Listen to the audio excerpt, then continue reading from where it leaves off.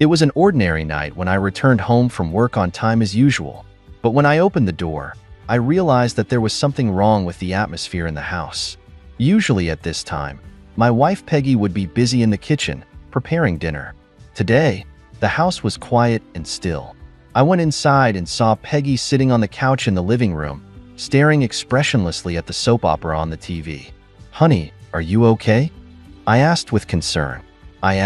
Concerned, but Peggy ignored me, still staring at the screen, not even knowing if she had heard me. I walked up to her and realized that her eyes were a little out of focus, and she seemed to be in some kind of deep meditation. "Peggy?" I called out again, finally getting her attention, and Peggy slowly looked up and stared at me with a strange, cold look in her eyes for a moment before speaking. "Rob, we need to talk?" Just such a simple sentence, but let me feel an overwhelming sense of uneasiness enveloping. My heart sank, and an ominous feeling arose. Peggy had never spoken to me in such a solemn tone before, and it seemed that whatever we were going to talk about, it was definitely not a good thing. "Talk? About what?" I asked hesitantly, secretly preparing myself for her to ask for overtime or be accused of something. Peggy took a deep breath, as if making a final decision. "Rob, I think we need to live apart for a while." It was like a hammer blow to my head. I froze in place and my mind went blank for a few seconds. Separation? That word never came up between us. Although we occasionally have some small quarrels and conflicts like all couples, but never so intense that we need to separate the point. What did you say?" I stammered, trying to make sure I'd heard correctly. "That's literally it, Rob." Peggy's tone was firm and calm. "I need some time alone to figure out if there's any point in continuing our marriage." Halfway through the conversation, I was already feeling a sense of shock and insecurity like never before. Our marriage? Continue? These words exploded in my mind like a missile, destroying the relationship we had worked so hard to maintain for the past 10 years. But why?" I asked helplessly. "Is there something wrong between us? Did I do something wrong? If so, please tell me. I'll make it right." Peggy shook her head, interrupting my rambling. "It's not your fault, honey. It's just, I needed some time alone to think." I looked into my wife's eyes, which had once shone with happiness, but were now covered with a thick layer of gloom. I couldn't understand what she was thinking, nor could I guess the reason behind her sudden decision. But I knew that at this juncture, arguing was futile, so I nodded in agreement. "Well, if that's what you want." My voice was a little hoarse. "I'll move somewhere else for a while, to give you plenty of space to think. But no matter what, I still love you, and I hope you make the right decision in the end." Peggy's eyes grew a little dim as she said softly, "Thanks for understanding, Rob." This was the beginning of our separation. That night, I packed some simple things and went to my friend Tom's apartment. The moment I left the house, I had mixed feelings. I didn't know if I had done something wrong or if Peggy just needed a break. Either way, I had no choice but to respect her decision and give her the space and time she needed. Little did I know that this separation would become a major turning point in my life, completely changing my views on marriage and love. The first day I checked into Tom's house, he asked me about the reason for our separation, but I could only make a gesture of helplessness. Tom could see that I was not in a good mood, so he did not linger on the subject. He settled me in the guest room and prepared a nice dinner for me, hoping to distract me from the situation. Although Tom and his wife, Tanya, were very kind and considerate, I was a little distracted throughout the night.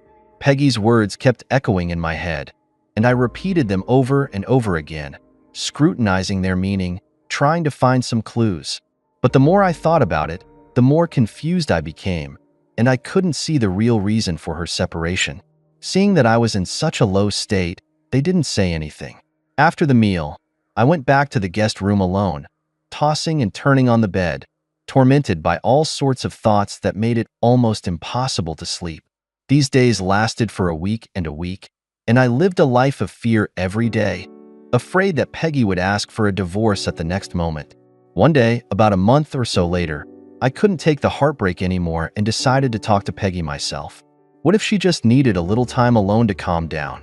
Maybe there is just some small misunderstanding between us, which can be resolved through communication. With a glimmer of hope, I plucked up the courage to step into that familiar home again. "Peggy, are you there?" I shouted as I stood in the living room. The house was still as neat and organized as ever, and there was no sign that Peggy had made any changes. "Rob?" came a slightly tired voice from the bedroom. I hurriedly followed her in and saw Peggy sitting cross-legged on the bed, wearing loungewear, her hair a little messy. We hadn't seen her for more than a month, and she looked thinner than before, with dark circles under her eyes.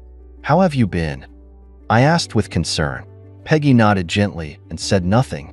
I took a deep breath and decided to get right to the point and ask the question that had been bothering me.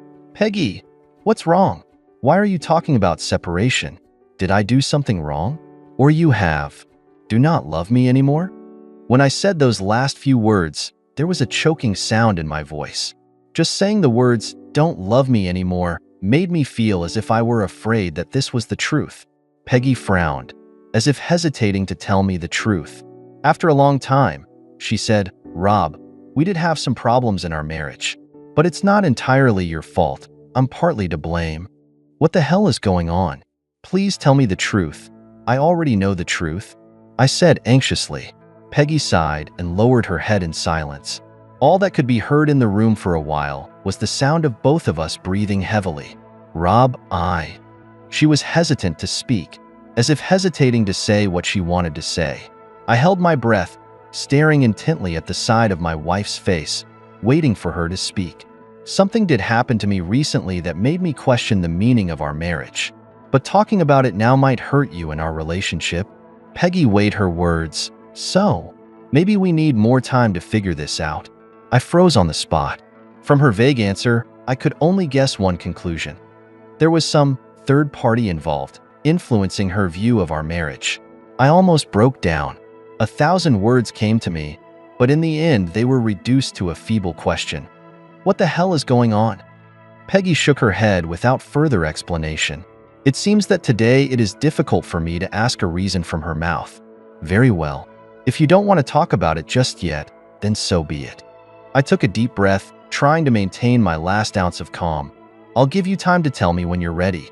But please think twice before you make decisions you'll regret for the rest of your life." With those words, I turned around and left the bedroom, walking out of that once cozy home without looking back. Disappointment, anger, fear, all kinds of complex emotions were swirling in my brain. As I walked back to Tom's house, I was afraid that I would lose my mind on the way. Luckily, Tom and Tanya were not at home. Otherwise, I would have been involved in a whirlpool of explanations. During the weeks leading up to my separation from Peggy, I was on edge. I kept repeating in my mind what she had said when she filed for separation, trying to find clues and clues. I even decided to hire a private investigator just to find out what she was hiding. In the midst of my struggle, a truth that I never thought I'd see came crashing down on me. One day, I was visiting my friends Tom and Tanya for dinner. At first, the three of them talked and laughed at the dinner table, and the atmosphere was harmonious. But when the topic of Peggy came up, Tom and Tanya's faces suddenly turned ugly. "What's wrong with you two?" I asked suspiciously, noticing the change in their expressions. Tom and Tanya looked at each other as if they were secretly debating whether or not they should tell me the truth. Finally, Tanya coughed lightly and spoke with some concern. "Rob, we may need to tell you the truth about Peggy." My heart was pounding, and I already had a bad feeling from Tanya's serious demeanor. "What the hell is going on? Do you know something?" I asked, unable to hide the anxiety in my voice. Tom sighed and looked at me worriedly. "We didn't know about this until recently, Rob. You have to be prepared. Just tell me straight out. What the hell happened?" I raised my voice, interrupting Tom. Tom and Tanya looked at each other again, as if they were checking whether the other was really going to tell the truth. Finally, Tanya nodded, and Tom continued. "Rob, Peggy, she's been, for over a year now, maintaining an inappropriate relationship now." "What?" My eyes widened in disbelief. "Are you saying Peggy cheated on me?" Tom nodded, his face apologetic. "Yes, I apologize for telling you so late." What happened next was like a nightmare. My mind went blank. My blood seemed to be drained out of my body, and even breathing became difficult. I had thought that Peggy had filed for separation for some reason in her marriage, but now it seemed that she had taken a new lover. Anger, betrayal, shame. All these complex emotions raged like a storm in my heart. I couldn't believe that I was the last one to know the truth. Did all my friends and family already know behind the scenes? Why didn't they tell me earlier? Were they laughing at my stupid husband? You guys, you all knew about this? I questioned Tom and Tanya dumbly. The two nodded awkwardly, the apologetic look on their faces intensifying. We only found out a short time ago. At that time, just saw the scene of Peggy and that man walking together, also not sure. I didn't realize that the truth was so shocking. Tom didn't go on, but just spread his hands helplessly. I could tell that he was also very upset and ashamed of my situation. Who is it? Who is that man? My voice trembled, but I couldn't hide my anger. Tanya hesitated, but finally told me the name that was killing me. His name is Adam White, one of Peggy's co-workers. The name Adam White was a bomb that exploded in my heart and shattered all my illusions and hopes. Years of love, years of commitment, years of trust, all crushed by a guy named Adam White. I felt so humiliated and angry that I wanted to rush out right now and ask that asshole for the truth. You all knew about this. Why didn't you ever tell me? I questioned Tom and Tanya through gritted teeth. I'm sorry, Rob. We also thought it was just a misunderstanding at the time, so we didn't dare to be arbitrary. Who would have thought that things would have developed to this point? Tom looked at me sympathetically. If you're willing to listen, we'll tell you everything we know. Next, Tom and Tanya told me the details of what they knew. I didn't say a word, just listened silently, staring at the table without moving. When they finished, I let out a long breath, feeling as if my life had been crushed to pieces. It turns out that my wife had been having an affair behind my back for years and years and years of our lives. Whenever she said she had to work overtime, to socialize or to travel, there might be that Adam White guy waiting for her in the shadow. But I, the idiot Joe, didn't realize the gravity of the situation and thought she was just too preoccupied with her work. That night, I stayed up almost sleepless until morning. My mind was filled with all sorts of speculations and questions, and I tossed and turned, pondering the meaning of this marriage. If, as Tom and Tanya said, Peggy hadn't been faithful to our relationship for over a year, was there any reason for our marriage to continue? The next morning, I left Tom's house early and drove straight to Peggy's office building. The anger in my heart was at its peak, and I wanted to see the truth for myself and not listen to anyone else. Peggy's office building is located in the center of the city, towering over the clouds, with a layer of metal-coated facade glittering in the sun. I walked straight into the lobby, wanting to go straight in, but when I was asked by the security guard, I realized that it was the weekend and Peggy would not be in the office. I had to hold back my anger and go around to Peggy's in our house. Sure enough, her car was parked in the driveway, and it appeared that she had stayed home. My mood suddenly quieted, and I felt an indescribable calm. The anger of the last few hours had burned away and was replaced by a strong desire to find out what had happened. I made up my mind. No matter how Peggy answered, I have to hear the painful truth from her mouth. If she admits it, we will break up and divorce. If she denies it, I will not hesitate to choose to end this relationship with her. Because her cheating behavior is more than obvious fact, Tom and Tanya witnessed the evidence is there. I took a deep breath and rang the doorbell. After a while, Peggy opened the door. I could see at a glance that she looked tired and helpless, and her former glowing appearance had long since disappeared. When she saw that it was me, her face became even bleaker and more helpless. "Shouldn't you be staying at Tom's?" she asked, opening the door. "What brings you here?" "Yeah, I shouldn't have come." I nodded, my tone flat, but there was something I had to confirm in person. I took a deep breath and spoke solemnly.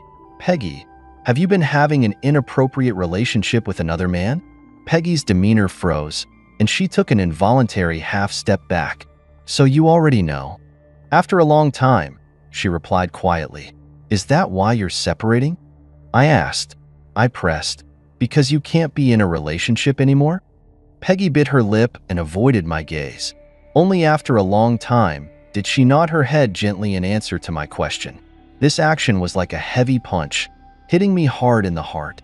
Trying to maintain my composure, I continued to ask, "How long have you been in a relationship?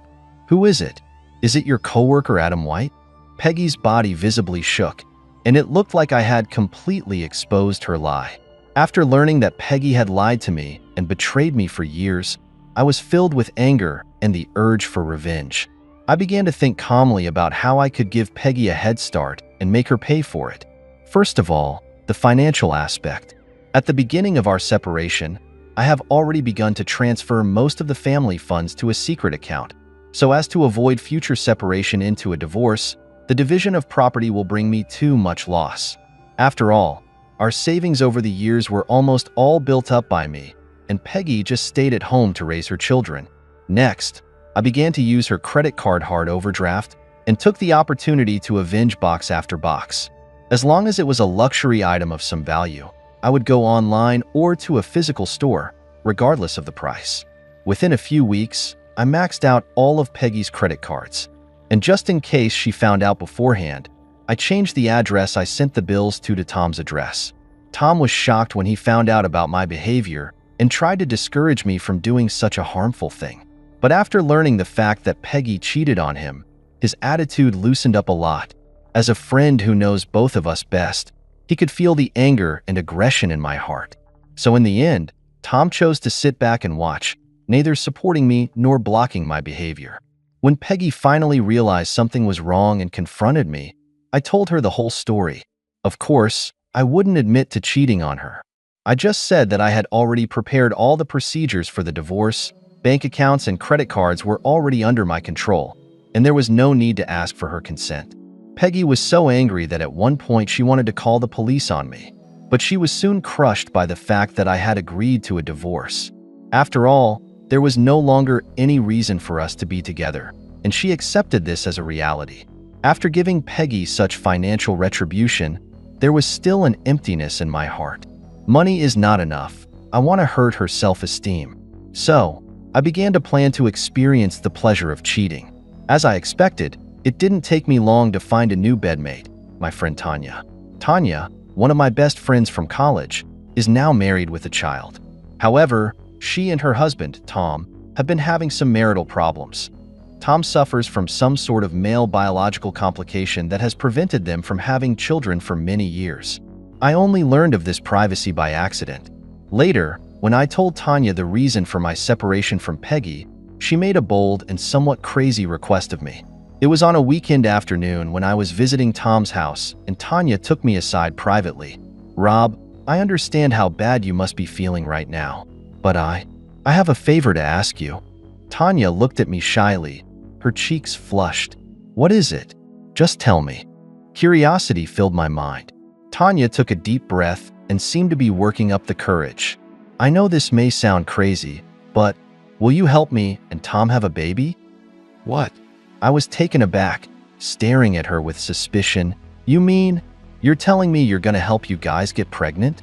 Tanya nodded her head in a panic, as if she had made up her mind to make the request. I felt more embarrassed than ever. "But Tanya, this is crazy. How could you even think of doing this? I'm your best friend. You're not asking me to cheat on you?" I know it sounds irrational," Tanya explained anxiously, "but as you know, Tom's had that problem for a couple of years now. No matter how hard we try, we can't get what we want. But having a child is so important to us, Rob. It's the biggest dream of Tom and I's marriage. If you're really willing to help, we'll remember this favor." I looked at Tanya in disbelief, struggling for a moment to answer whether or not she would agree. "You don't have to give me an answer yet, just think about it." Tanya looked at me expectantly. "Whatever you decide, we will always value our friendship. But if you can really help, it would be the most appreciated thing Tom and I have ever done in our lives." Afterward, I sat alone in Tom's guest room and thought about it for a long time. My heart was conflicted. Tanya's request was so deviant.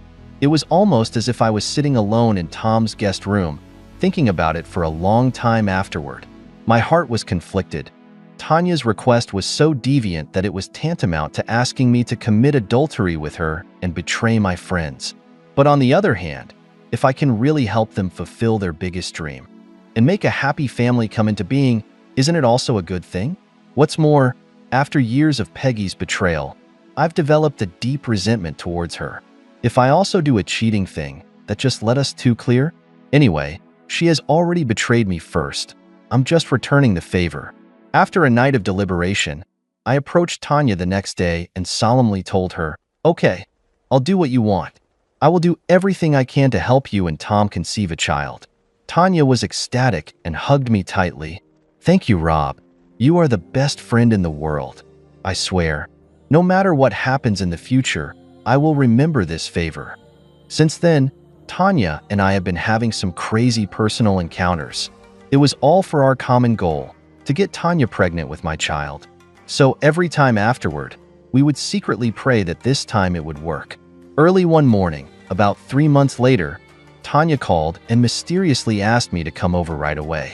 When I arrived at Tom's house, she excitedly told me the news of my pregnancy. We embraced each other and smiled, our hearts filled with immense joy. This is what we have been waiting for. What should I tell Tom? Tanya asked me with some hesitation. I thought about it and decided to answer her like this. Just tell him you're pregnant and let him guess the rest. Tanya nodded, obviously not thinking about how to tell her husband the whole story. We both vaguely decided to bury the absurdity of the deal forever. Since then, my plan of revenge has basically been completed. Both financially and mentally, I gave Peggy a hard blow. And thanks to Tanya's request, I also experienced the thrill of cheating to see how Peggy betrayed my feelings for many years. When the baby is born, I'll honor my promise to Tanya and be as involved as I can in the child's life. As for Peggy, I think she'll find out about Tanya and me sooner or later. And when she does, she'll realize how painful it is to be betrayed. Almost 6 months have passed since Peggy and I officially separated. During this time, our contact with each other has been virtually non-existent. I know she still lives in our old house and works at the company, but other than that, I had no idea what her life was like now. She seemed to have completely rejected me as her husband and left everything between us behind. It was during this time that my relationship with Tanya grew stronger. As her belly grew, I became involved in her life. She would regularly invite me to her and Tom's home, and Tom seemed to be understanding and tolerant. I often prayed in my heart that Tanya would have my child this time. If so, it would be the most precious bond between us, more valuable than any money or material things. At the end of the year, Tanya was about to go into labor, and I was with her day and night, not wanting to miss the delivery. I was by her side almost day and night, fearing that I would miss her delivery, and Tom didn't complain about this. He seemed to understand that I was doing this as a friend. It was a cold winter night, and the three of us were watching TV at Tom's house when Tanya suddenly clutched her stomach and her face contorted. "What's the matter, honey? Is a bout coming on?" Tom asked uneasily. Tanya just nodded, looking like she was gritting her teeth. Soon, a layer of cold sweat seeped out from her forehead. "We need to get to the hospital now. Rob, come on. Drive Tanya to the delivery room," Tom ordered loudly. Without saying a word, the three of us got into the car and drove furiously to the nearest hospital. Luckily, everything went smoothly when we arrived at the hospital. The doctor quickly delivered Tanya, and within half an hour, the three of us were celebrating the newest addition to our family. "It's a girl. Rob, look, it's a beautiful little girl." The nurse handed us the little creature. I looked at the little wrinkled face in the swaddling clothes and felt a great sense of closeness. This was the child that Tanya and I had made that way, the most precious bond between us.